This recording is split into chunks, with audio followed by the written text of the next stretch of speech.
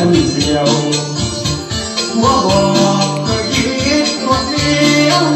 ไปหาเที่ยวหาน้อยพันใหญ่อยากหาเจ้ามาแวะขับรถบ่อยยันเจ็บไปทำเสาไฟขอโทษไม่ได้เจอแม่ที่ไหน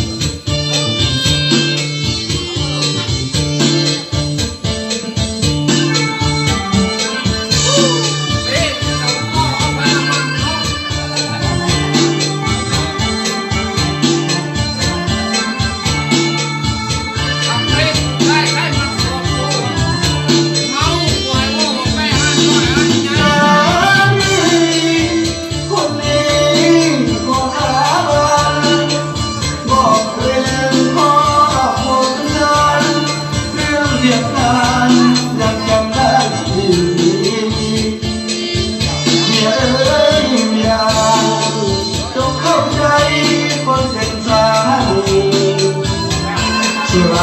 ยยืนอีแต่ทานี้ไอ้เห็นบ่ได้บอกมีแค่แค่เหมือนไม่กินเมื่อเคยเงื่อนเสียว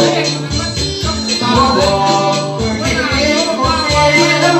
ไปหาเที่ยวหาน้อยพันใหญ่